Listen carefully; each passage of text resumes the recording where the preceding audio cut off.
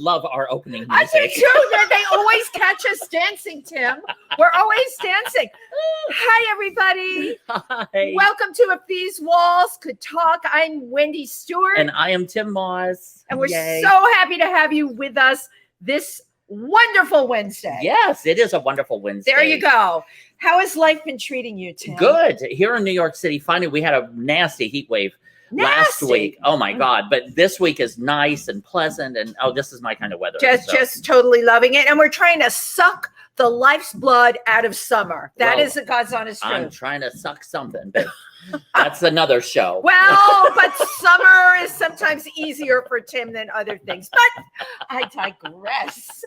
So we both want to share with you. We had really interesting weekends. Yeah, absolutely. What did you do this weekend? Oh my goodness, I can't even remember. I had a brunch down in Chinatown with my co-host from Comedy Sex Show. Oh yeah, we had a ball. We hadn't seen each other for so long, and it was just so great getting to just hang out and chat and talk and laugh and plan and stuff. No, I thought I met her at Icavelli's 50 Shades of Grey. Or you met Tara. I met Tara. Tara. How many sex hosts do you have? There's 3 of us. And it's called Comedy Sex Show. And it's Tara Tiara, who is a retired escort. She's a retired escort. Love it. And Lola Bastonado, who is a sex expert. And she has a show on Playboy TV and Playboy Radio. And then me, a gay entertainer from New York. Who's been around. And we pick a subject and that's it. Talk about it unfiltered. I mean, there is no, we go there. No boundaries is what he's saying. Exactly. None of this censored bullshit. Well, I lead a much cleaner life than you. My big gender bender fashion show that I do every year, the Phoenix Fashion Show, was really unbelievable this year. I featured a former Miss Stanhope, which is Cookie Dough, and then we brought on Belle Pepper, who is the current Miss Stanhope. That was the Miss Stanhope drag pageant, which is lots of fun out in New Jersey. I love finding local talent, especially local drag talent. The thing about this fashion show that makes it so different than any other show that's out there, I take regular people.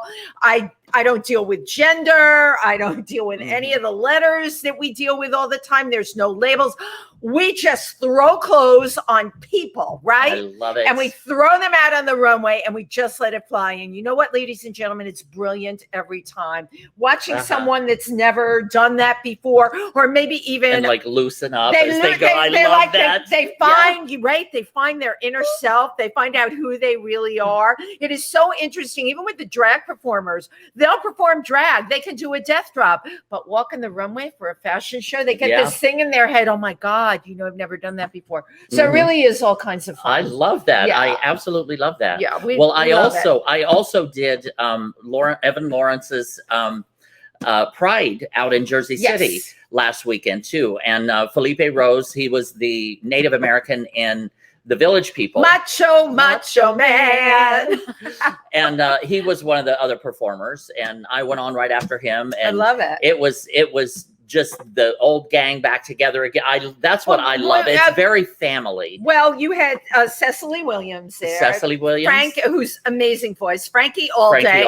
Amazing voice. Ricky Velez. Yep.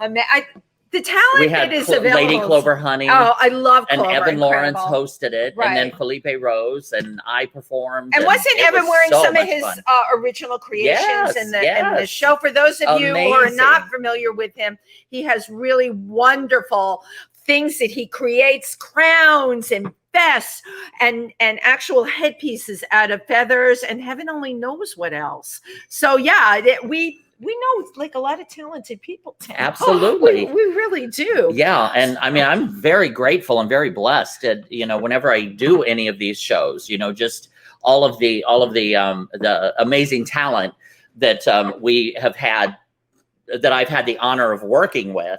It's been amazing. And again, we just do show after show after show. And like she asked me beforehand, she was like, remember. Yeah, she was like, what did you do this last weekend? What shows did you do? I was like, I don't remember. I have to check my calendar, which I'm very blessed and grateful for, that I've got so much going on that I have to check my calendar. That's right. You know But what I say about you? So many shows, so little time. That's right. That's so many shows, so little time, Tim.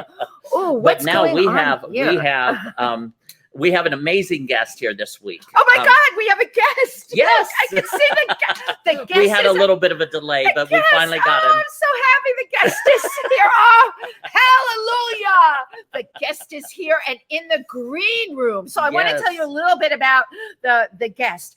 Our guest today goes by the name No Mansfield, which No I have to Mansfield. talk to him about the name. Where did it come absolutely. from? His given name, of course, is Frank Schubert. He is a stellar, world-renowned guitar player, singer, songwriter. He does these incredible psychedelic videos, plays with this band that he's going to talk to us about, Yes, Revolution. Revolution. We've got a great clip from Revolution. And the clincher for me is they call themselves an American rock protest band. I love that. Yeah, I do love too. that. It's so cutting edge. They stand for underdogs, outsiders, and freedom of thought for the freaks that don't fit. Yeah. So without further ado, No Mansfield, come on in. Come on in. No man. How you doing? Yes. We can hardly Nice see to talk to you guys. Okay, Thank we're gonna prop How are you you? up a little in the viewfinder there. Can we put Yeah, you you on? might tilt your Yeah, camera can down we put just you a on little bit. telephone books or something? Yeah. Oh, there we go. That's you better. are great. How are you doing? Oh, well, I'm okay now. I'm so sorry I'm late. I was, Oh no, but you had no. Can we share what happened to you ahead of time? So you were saying you had a flat tire.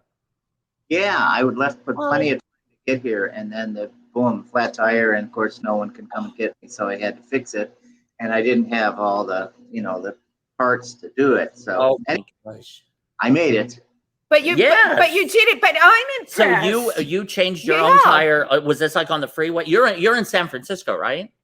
Yeah, well, just outside of San Francisco. Uh-huh. But you changed me. But we're New Yorkers. We're sitting here. Tim and I Yeah. are agreeing with envy. You changed your own tire. Believe it? You know what? I don't even need to know that you're a world-renowned guitar player or that you've done all this great stuff. You changed a tire. You That's are the man. We are impressed. We New Yorkers impress easily. So thank you for being here with us today.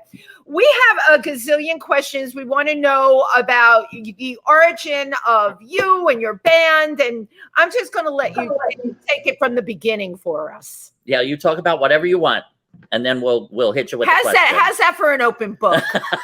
Yeah, it's like a big in there. Go with it. So where did you grow up? I grew up in a tiny little town in Wisconsin. Okay. Wow. Yeah, I'm from Indiana originally. Small Oh town. yeah, okay. Yep. So yeah, in high school I played half the high school proms in Indiana. I bet. Yeah. Because I played a lot of proms all through the Midwest. Do you remember seeing him at a prom, Tim? I don't. Okay. But Otherwise, my prom was many years ago. decades. Mine was in another century. But I So yeah, same here. Oh, What- right. That's clever. But what town or what part of Wisconsin? Like northern Wisconsin. All right. Oh, Okay. we're so happy to have you back. Look at you. You never had people that loved and appreciated you as much as Tim and Wendy do today. I'm telling you. So we were talking about. Well, firstly, are you on Wi-Fi or Ethernet? Wi-Fi. Okay, because you just froze up for a little while. I don't know if you could hear us or not. Yeah. This goofy Wi-Fi we have here. It's just every time the wind blows, the thing stops. That can be very disconcerting. The wind has been blowing a lot. I mean, certainly out on the coast, there's been wind and wildfires and like all of that. You must be living on the edge there, no? It looks like it's a cloudy day, but it's smoke here. It's real. Oh, Wow. So from it's the wildfires. Yeah, we've heard. Wow, that's just crazy. So your name, so your real name is Frank Schubert, yeah? Well, we don't want to say. No. Oh, okay. Okay, but where so I was given every name. Okay. Where is No Mansfield? Tell us about No Mansfield. So about 6 years ago, somebody told me about this open mic club, and I was kind of, because I was a professional musician so long in Hollywood, I just thought open mics are for people who can't get a gig or something, you know. And I love it. So I went to this club, and I thought, okay, I'm going to do a song, because, you know, I've been playing it all my life. I've never done an open mic where it's just me singing and playing. You know, I've done acoustic gigs, but it's part of the show. So anyway, I go there. The first day I chickened out.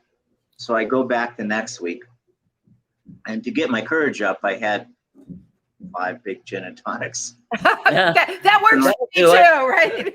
Yeah, something like that. So the next thing, I had, you know, you sign up. I had written my name really sloppy because I was kind of wasted. And I knew when I was supposed to go up. I knew who I was following. So I walked up on stage, and the announcer says, and now, and he's looking at it. He looks at me, he says, do you have a name? I thought he said something else. And I said, no. And he goes, and now, no, ladies and gentlemen. Oh my God, no, I'm loving this story so much. Yeah, and then I was just reading this story about Jane Mansfield, and I thought, no, Mansfield, that sounds good. I have to tell you, of all the stories I've heard about people's names, that is, you just made my day. That is great. That's classic. That is absolutely. So do we just call you No? Yes. Okay. Yes. So No will answer to yes, or yeah, yes. Okay. Yes. So we just call you No. Okay, good. When I first heard your name, I was trying to figure out the origins myself, right? So I was thinking, okay, No Mansfield. It's something to do with a man having a field, right? Like Field of Dreams. So I'm really, that's really out there, isn't it? I know that it is. But I love your rendition of how it all happened. You see, sometimes those 5 gin and tonics, really good things can come from that. Absolutely. Yeah. So you're from a small town in the Midwest, like myself. The one thing that I really appreciated about growing up is community.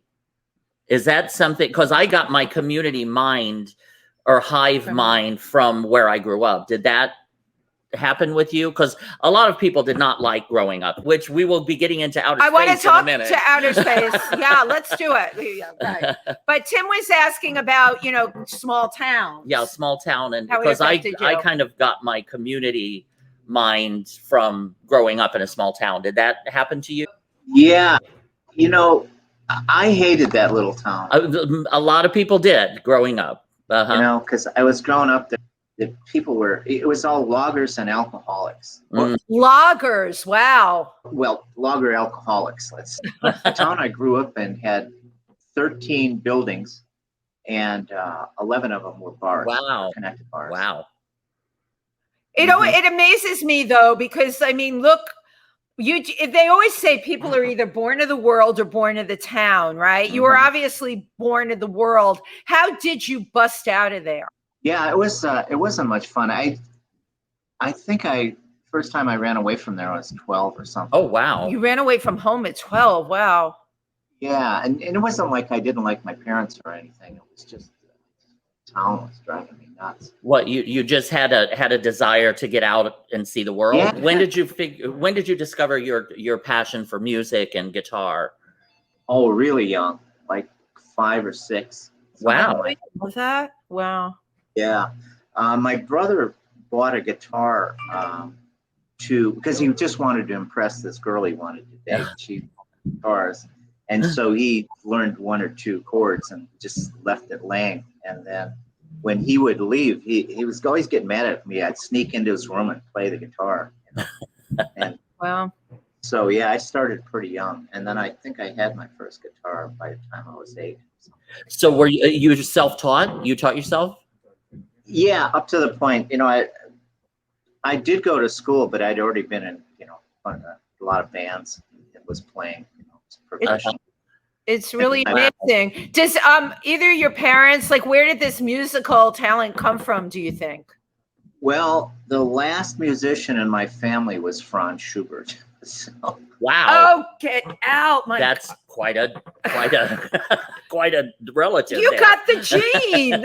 yeah, I know. It hasn't had a lot of help with my musical career yet, but that that's is so desire. incredible. Wow. Yeah, but my parents didn't. They were not musical at all. Mhm. Yeah, but when you got that friend, what do they say? Things can skip a couple of generations. Yeah. No, you Yeah. realize how lucky you are. It could have been any kind of gene. Like my husband got a horse trader's gene from Yeah. a horse thief trader from his like great uncle or something. You know what I'm Yeah. saying? You don't get to pick the gene. And look at you, you got that one. Wow. Yeah, I lucked out for sure. You did totally luck out. So your first band, what was the name of your first band, like when you were in your 20s? Oh my God. Well, 12 was my first band. Wow. I think it was the Purple Passions or something like that. Yes. And you were 12 years old. Yeah, and it was with the same three guys. So we were lucky in this tiny little town. There was only 3 musicians, and luckily we didn't play the same instrument, but we were able to form a band. Nice. And you were the only game in town, literally. Yeah. We were. We would play these, this was back a while, but we would play these little towns in northern Wisconsin, like 200, and there'd be 1,000 people would show up. Wow. This was before the internet. I could never figure out how everybody knew about it, but wow. It was like nothing else happening up there, especially in the winter. Now, what were you performing? Were you doing cover songs that's a good question. or original songs? So it was really weird. We started out doing original songs right away because and by then we were doing covers and originals, like 50-50. Our first big talent show, we did an original song, and it was 3 nuns that were the judges. And boy, I love it. In fact, a baton twirler beat us. Oh my God. Okay, but you know what? No, that's like an apple Twice. to an orange. I mean, come on. Yeah. And believe me, I'm sure all the nuns had twirled a baton at one time or another. That's why they were partial. Yeah. So. Wow. Yeah, it was. It was kind of the only thing that I was really interested in. I did okay in school, but. Oh, and then, so it was really funny because I was playing trumpet with the school band for the halftimes for the basketball games. Wait. Somebody started a big snowball fight in front of the school after school one day. And it was and the principal walked out to try to yell at everybody, and everybody hit him with snowballs. Anyway, they love it. Yeah, it didn't hurt anybody. It was just a huge snowball fight. And so the next day, I go into class, and I was walking home. I was about a quarter mile from the school, and I saw all these. I almost went back there, but I didn't. I just walked home. The next day, it's a big problem. Everybody's in trouble in the 7th and 8th grade, and we had both grades in the same room at that time. So they said, well, we're going to teach you guys a lesson. So they decided to pick the instigators. So they picked three other people who actually did start it, and me. And I'm telling them, hey, I wasn't even there. And they're like, shut up, you're lying, Schubert. Anyway. What, did you have a reputation for being an instigator? My question to you, Tim, was, you grew up in a small town. Were you like a good kid, or you were getting into trouble, or what? No, I was the good kid that everybody liked because it's a long sordid story. But growing up gay, I didn't know I was gay because I didn't know there was such a thing as being gay. Wow. And so I buried everything deep down. Yeah. And so then the punishment was I couldn't go to the basketball games for some months. Do we want to take a look at the video? Yeah, why don't we do that? Let's take a look at the video, which is called Spiral Galaxies by Revolution. Yep.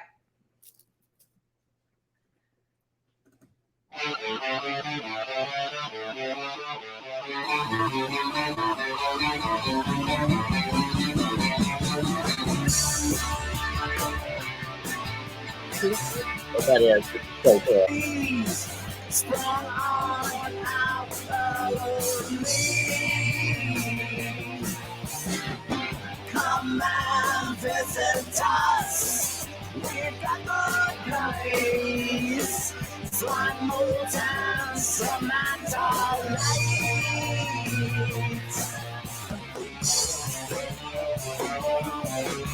I'm sending out a diagram.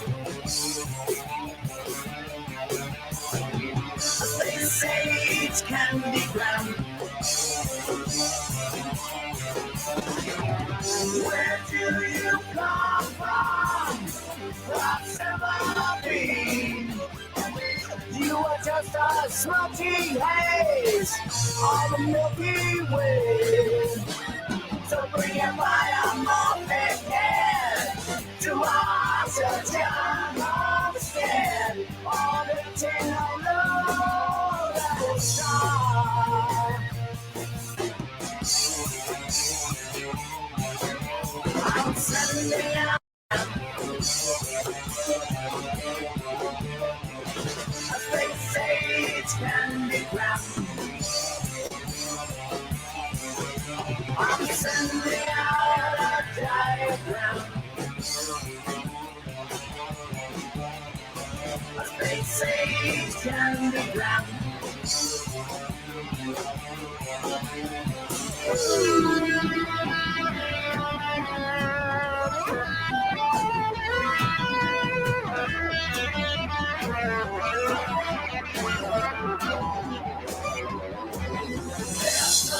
All you monsters, they think that you will wipe them out.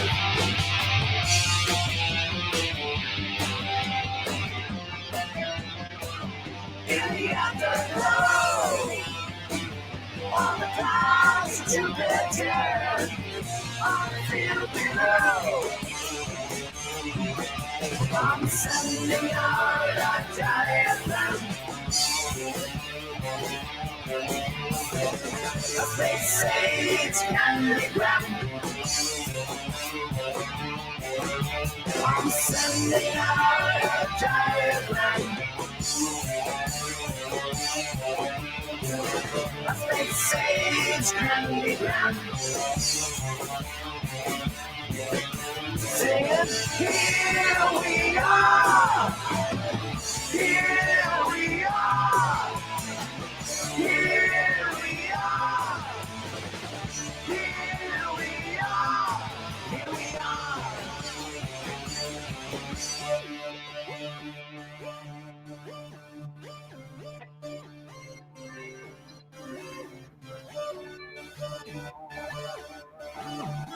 The mothership.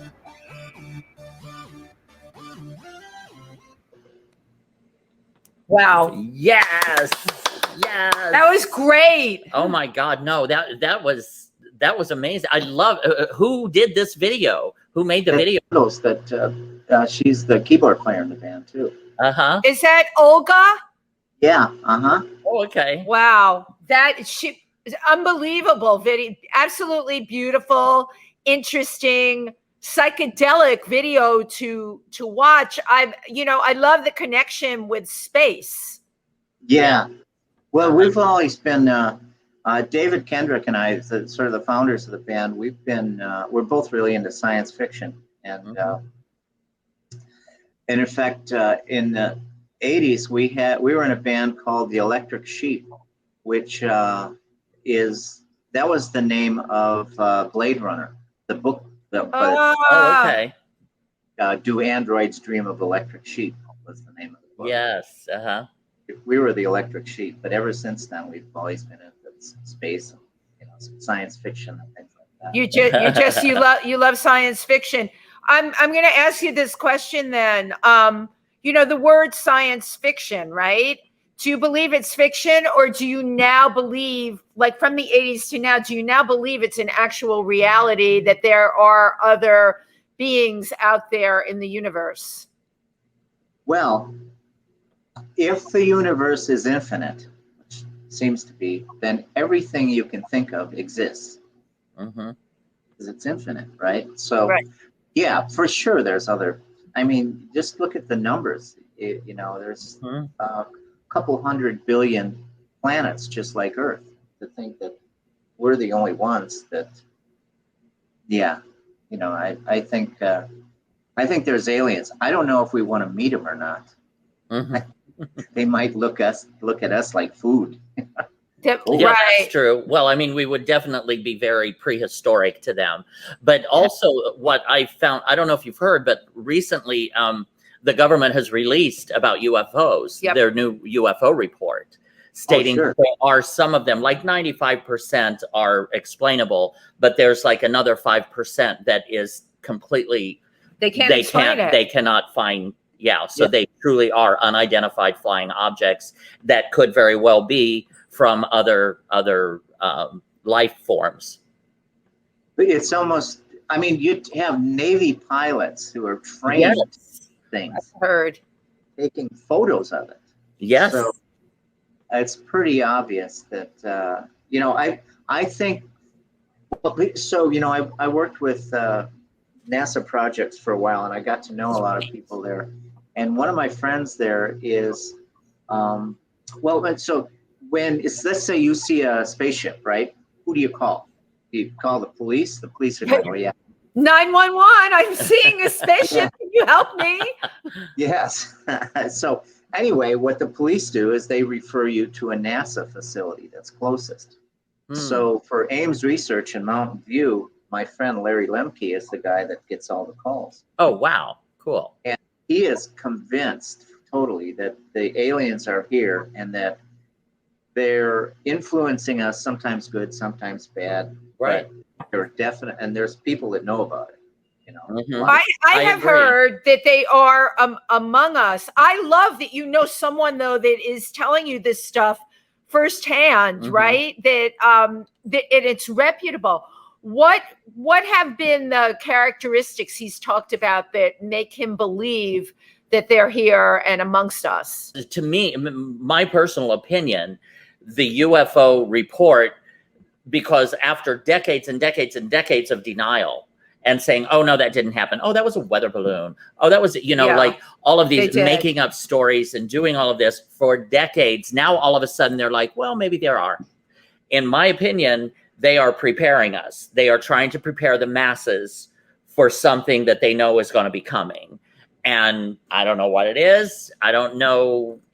I have no idea. I have no idea. But that's how I interpret what's going on right now. Well, then I'll go you one better. This most recent trip of, sending quote unquote civilians, right? I don't know, is Jeff Bezos a civilian? Not really, but of sending civilians into space. Do you think that's do you think it's a conspiracy? Not conspiracy in a bad way, but they know what we don't know, and they're looking there's something going on. There's something going on. What Tim and I were talking about, this is completely fascinating because, most recently, Jeff Bezos and 3 other quote unquote civilians went into space. And what Tim was saying is they're trying to get us prepared for this possibility. Yeah, I think there's something coming that they know about. That's why they're releasing after decades of saying, oh, no, this, denials. Now they're like, oh, yeah, well, there are unidentified flying objects. It's like they're preparing the masses for some news that's coming is kind of how I think that's totally possible. That's what, the guitar player for the Blink-182 band, he's got a whole studying this, and that's what he says, that they're sort of releasing this stuff slowly so that they can prepare everybody. Yeah. Yeah, because they think, the masses are stupid. And right. Are you kidding? You know what? After this whole pandemic thing with this bats and everything else, I am ready for anything. And maybe that's I am. No, I can. Right? I am like, I'm strong. I can do it. Yeah, I'm ready for the aliens. Bring it on. Bring on those aliens right now. You want to fuck me? You go right ahead. I'm not afraid of your little instruments. Are you? Trust me. Yeah, no, I don't know if you knew, but I'm gay, so I could use an anal probe here and there. That would not bother me a bit. There you go. Welcome to our show, where absolutely anything goes. Getting back to abduction, To abduction, yeah. I have a very good friend, and he's a very brilliant journalist, and he has real stories that I can qualify of being abducted by aliens, and he is in upstate New York, where, believe it or not, that's everyone thinks Roswell. But upstate New York, Sullivan County, there's a group that actually studies this. I can't remember the name. So there's activity there. Yes, there's there's that whole kind of activity there. I remember reading a book a few years ago about the aliens being amongst us. And there were certain things where, like, the aliens there, they don't have an equal number of ribs. They have less on one side than the other. Do you know about that? I haven't heard that one, no, but I don't know how much they're going to look like us unless they try to. Right. Maybe. Right. Maybe they could absolutely look like us. Okay. Yeah, the aliens are just screwing with us right now. That's exactly what they're doing. I love that you basically, because your friend Larry Lemke is his name. Yeah. Oh, I'm going to friend him on Facebook. I love talking about this stuff. No, I love that, for firsthand, he's probably got information that the rest of us don't have. It's pretty amazing how many calls he gets. I don't know if you remember, but about 7 or 8 years ago, there was a thing they were calling the California drones. And they were these ships that people were seeing all over California, here in Lake Santa Cruz. Yeah. And one day he called me up and said, "Hey, I want to go check out a site because there's a picture of this drone. I know where they took the picture. I want to go look and see if it, if the background looks right, make sure it's not photoshopped." So we went up to this ridge, and sure enough, it was exactly like what was in the picture. Wow. Now, but they're small. They're 2 feet in diameter. I'm pretty sure I saw a spaceship when I was 13 or 14. Wow, cool. Same. I was 14 years old and I saw one. Really? Yeah. So I know. And when you're that young, you tell people. And But yeah, Wow. From that point on, I was saying, something's going on in this world here that is fascinating. So it's been a long time that I've been into this. And then, with like the video, that was really fun because with Olga, I'm not a video person as much as a music person, right? And so when we basically, I just let her pick the songs, or sometimes I say, I want to do this song, but then I'll have, I'll spend and make all these notes and write down, and a guy should have a hat on and move here, and she just smiles and says, okay, and then she does something that's totally different, but it's always so good. At first I was like, you didn't listen to my ideas. No, I mean, it's just so good. I don't need it.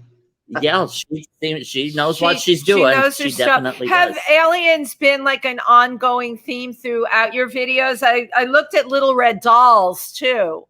Yeah, aliens, ghosts, and like you say, David and I have been writing about outer space, and probably 3 or 4 songs on every album we do is about that. Wow. Yeah, it's kind of our, but. Yeah, it's really fun. I mean, it's kind of your thing. It's kind of like with music. I always thought music was really good because you can never reach the end. You can never say, "Oh, I know everything about music." Right? There's so much of it. Well, it's kind of like with space, and Now, I had a job for a while where I was building Mars habitat simulators. Interesting. That NASA uses. They put astronauts in, and it's the size and the shape of the module they would use to live on Mars. Wow. I love it. Yeah, I built one at the North Pole, one in Utah, and one in Iceland. Wow. Wait, get out. This is like now we're on the same train here. I'm so loving this. How did you end up going up to the North Pole to do this?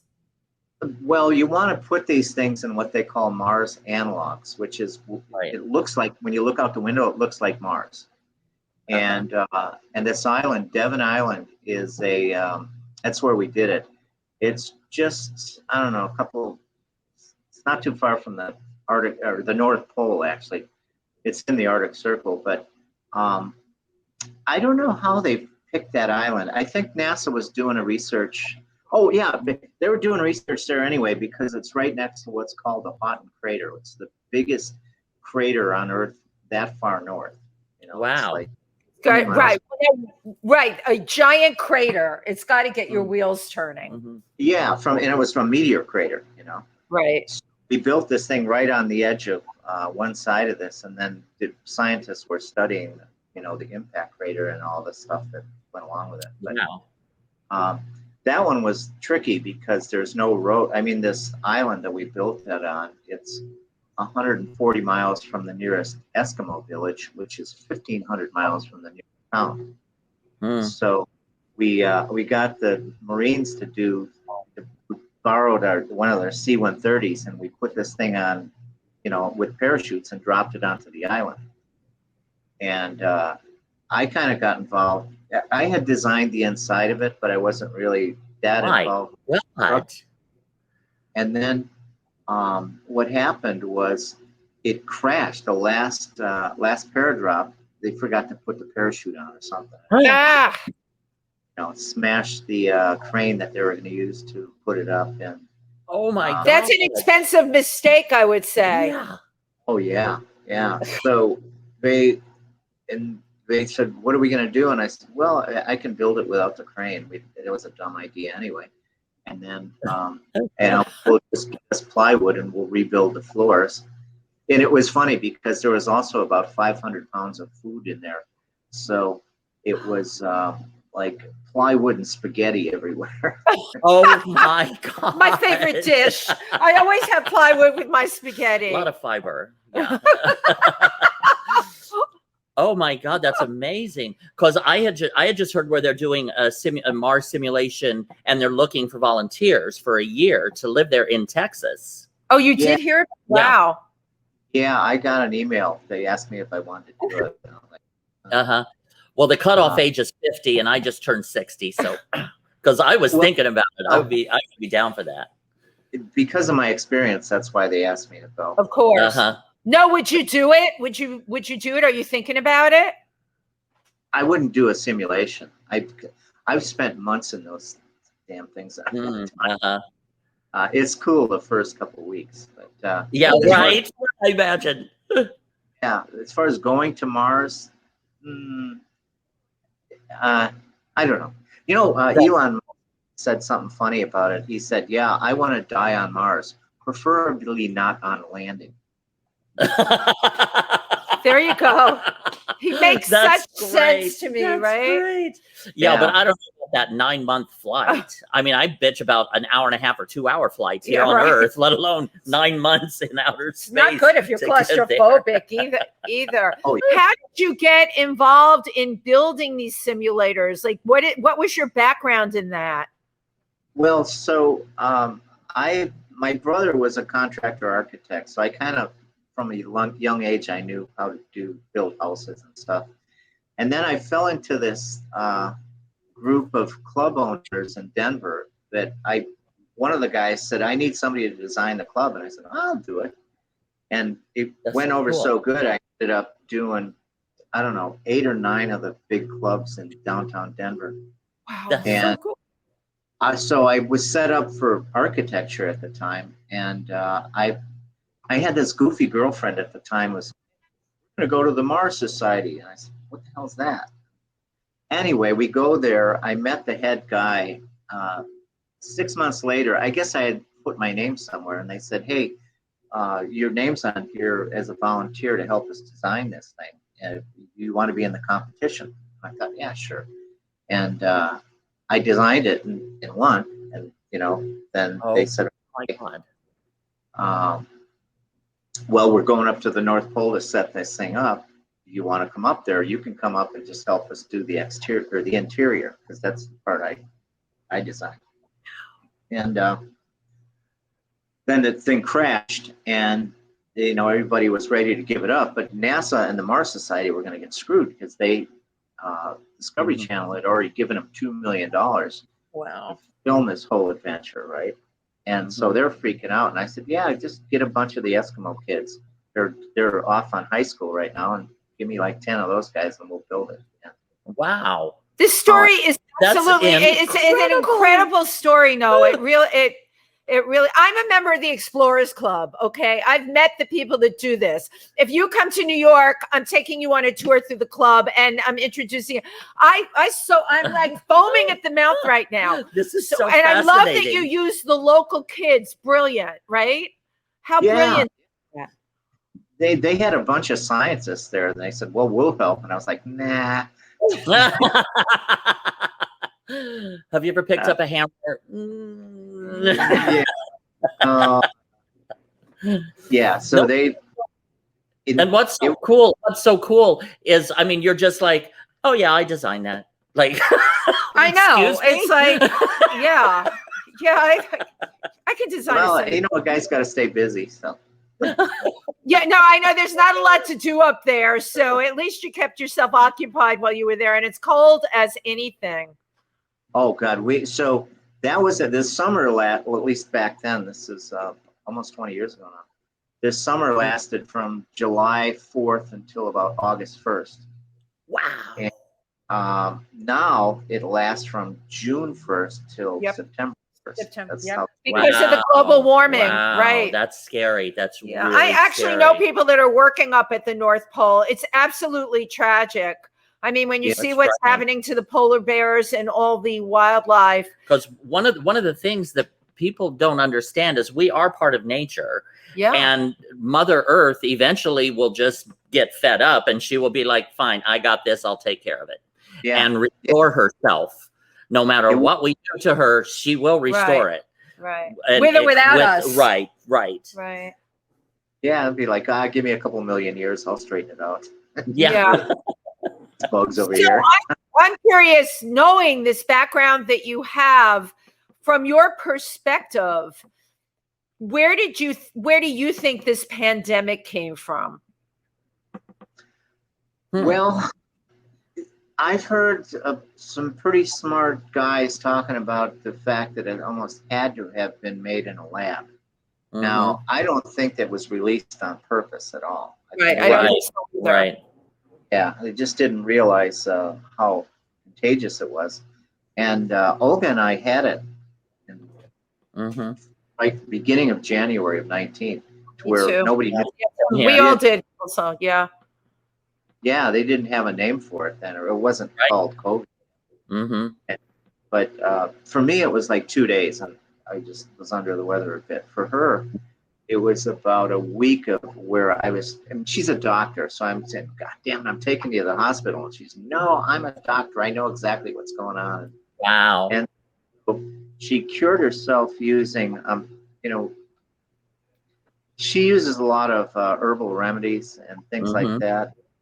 So there's this stuff called rapé that you blow it into your nose. You don't snort it. Like you have somebody blow it into your nose, and I don't know exactly what it does, other than it feels like your face is going to fall off for about 5 minutes. And it's horrendous for me personally, but it gets rid of colds just kaboom like that. Wow. So she was doing that 3 times a day for a week, and that's how she got through it. Wow. Incredible. That's so interesting, right? So interesting. I use oregano oil, which is good to fight off viruses. Yeah, that's really good too. Oil of oregano. Yeah. Wow. So your band is so interesting. You're connected to NASA. Olga's a doctor. Yeah. I'm finding out all these things. Yeah, and you've also played with some incredible people, like our buddy Randy Jones and Scott Page. Randy Jones is from the Village People. And Scott Page, who played with Pink Floyd, and Devo, Yeah. is your drummer? Played with Devo. Yeah, Is that, I love the Devo. To me, had a very like alien spaceship, science fiction feel to them Yeah, they were as a group. yeah, yeah. That was a fun band. I played with them a little bit too. Did recordings for them. That's how I. Well, actually, I got to know him from that band Electric Sheep because first band there, our first record at their studio. And you know, it was funny because I didn't know I knew about people, but I didn't really know who they were or anything. And so the first 2 days we're recording this album, I was in the studio part, you know, in the big room, and I was playing guitar with the drummer and the bass player so they could, for reference, right? And then the idea was you didn't record me, you record them, and then I go back and overdub my parts.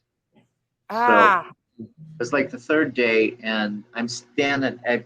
I told the engineer, just give me a long cord, and we'll put the amplifier in the studio, and I'll stand next to you in the control room.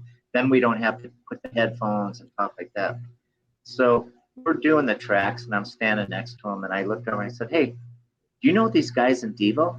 And he looked at me kind of funny, and I said, "They're pretty weird, aren't they?" Well, I hear David laughing. It was Bob too from Devo. Pretty weird, aren't they? I love it. You never know who you're talking to, you know? Yeah, gotta be careful. So, you got to be careful. yeah, so Bob too and I became really good friends for until years ago. He was like my best friend. Wow. I love it. Yeah, super smart. He was a nuclear physicist before he joined the band. He was working on Alamos. He was a nuclear physicist. Wow. Yeah. Brother called him up. We're starting a band. You should come out. And he goes, "Oh, okay." Well, now he was. Oh, go ahead. Well, he was really the one who made the Devo sound because he engineered and mixed and everything for the band. So he had a lot to do with the way they sounded.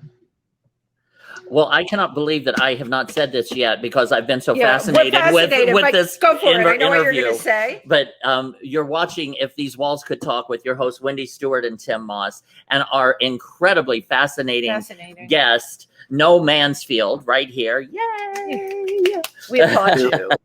Okay. Now, and we're also Wendy and I are broadcasting directly from PANGEA, who PANGEA has always been a supporter of the arts. Great. And so we've started a GoFundMe, which is down here for PANGEA because they're just coming out of the pandemic and now they need our support. So please, if you get a chance, please feel free to make a donation to them. And if you're watching in New York, or if you live here in New York, or if you're coming to New York, you can come to PANGEA. Yes. I just got their schedule from the end of August into the fall, and it's show after show after show after show. They've got so many great people. They have a jazz brunch here every single week, so it's really a terrific place. A couple of either 1 or 2 nights out of the month is Sumatsuki. Our friend Sumatsuki, who's been on our show. So they support the arts. We support them. You'll have a great meal, a fantastic cocktail, and entertainment too. So please come on down. Yes. So now, No Mansfield, how can people find out more about you and your music? Do you have a website? And yeah, we have the website, revolution.com. Okay. And I like the spell Revolution. Yeah. I have a question. What made you choose that particular spelling? Well, so we couldn't find a name for the band. And then one night I was in a couple glasses of wine. I thought, it'd be a revolution if we ever got popular. And my wife said, let's use that, Revolution. And I completely forgot about one of my favorite bands ever, Prince and the Revolution. Of course. Gone on me. Anyway, she said, okay. And she went over and came back and said, we can't get the name Revolution. But unless and she's Russian, right? She said, if I spell it like we would in Russia, we can do it. And I thought, oh, sure, why not? And I didn't realize at the time, I was kind of naive about this, that when people would type in looking for us, they'd type in revolution. The computer would instantly auto check it, and nobody could find it. Well, now we've been around. We've got enough web presence, so we have one of the sidebar on Google. When you type in our name, it comes up with. Yep, I did that. Yeah. Check below the exact spelling of revolution, and so they can go to revolution.com. That's your website where you can find out everything about No Mansfield. And what about other social media? We have Instagram, TikTok, the whole thing. And with Revolution, spell it is just pretend you're drunk. Revolution. You'll be fine. Pretend you've had those 5 glasses of gin. You'll come up with a new name for yourself. Oh my! So before we go, I have to ask you this: are you still working with NASA? Not NASA per se. I still work with the Mars Society a bit. You're working with them. I'm going to Google them for sure. I don't know anything about them, and now you've got me chomping at the bit about that. Yeah, the Mars Society.org, and then you just look for the Mars Desert Research Station or the Flashline Arctic Research Station, and those are the ones that I built. And that is so impressive. Yeah, that's so cool. They just asked me to go out there next week again because they want to do some upgrades, and I have to kind of show them how it was built. So it amazes me. How do you just know how to do this? Yeah, just innately. My brother was, he ever since I was 5 or 6, I remember watching my brother build things, and I was like fascinated by that. Now it's just come so easy to me, But that's a real gift. They call that, it's a form of empathy where you can just take it in, okay? And then you can just do it. And it's so fascinating to me that you can do that. I can visualize. I have that spatial relationship. Right, you can see it. And that imagination. Yeah. Right, but that you can just see it. Like right now I'm at our office, I'm building a $30 million desal and air reclamation system for the city that I live in, and we're going to clean about 1 million gallons of water a day and hopefully pull about 100,000 tons of CO2 out of the air. So that's kind of this is another project that you're working on. Unreal. That's so cool. Yeah, that's really something people need, and to make a difference you're in the really world. Changing people's lives, definitely. That's wonderful. Yeah, I don't know. It's sometimes that I get all worked up because it's construction in this pandemic has been really tough. We're still we're about 6 months behind on everything, but we're still on budget, thank God. Good. But I have a friend who's in Syria right now, in the army doing a peacekeeping mission in the middle of nowhere, right at the 4 corners where Syria, Iran, Lebanon, and Israel meet. Right. So that's kind of a hot spot, and I think when I get all mad because somebody didn't put the bolt in the right place or something, I think, geez, I don't have it that bad. Really. So, but yeah, this thing, it's really exciting. That the air capture, the CO2 capture system, that one, like the water reclamation, that actually came out of it's an invention I came up with when we were doing the Mars stuff, because the biggest problem with going to Mars is the water. So we had to figure out a way to recycle water, and then we did that. But then I realized, well, that wouldn't work on a big scale for like the town I live in. And about 10 years ago, I came up with this invention to clean water, and ended up meeting a billionaire that said, "Hey, I'll fund that." So now we're to the point; it's out of the garage, and we're building a full municipal system now. It's out of the garage. What's the name of your company that you do these projects through? There's 2 of them. One is Combined Solar Technologies, And that was the one I started the inventions with. And both my partner and I back then, we were going, we got to think of a clever name. And I said, well, I'll pick a name that's like really generic and dumb, and that'll force us to change it later. And later, we'll have it changed, combined solar technologies. That's the goofiest name. But with CST works, so that's what we do. Right. But then That's cool. this project is called Tracy Renewable Energy because we live in Tracy, California. So it's a biomass powered system, so we don't use any, and clean about 1 million gallons a day. Wow. About 100,000 tons of CO2 out of the air. Wow, So that is incredible. We're got the air board to give us an experimental permit for this thing. So now if we can prove it works, I mean, you know, that's a jump, but we'll prove it works. We'll get an air permit for it, and then the air board is going to see it's working, and they're going to start forcing other people to start capturing carbon. Mm-hmm. You know, from stack gas. That's kind of what we're going after. And then my buddy Elon's doing the cars, so I think we'll be. You we know, can build our. Elon's a member of the Explorers Club. You know that. He is.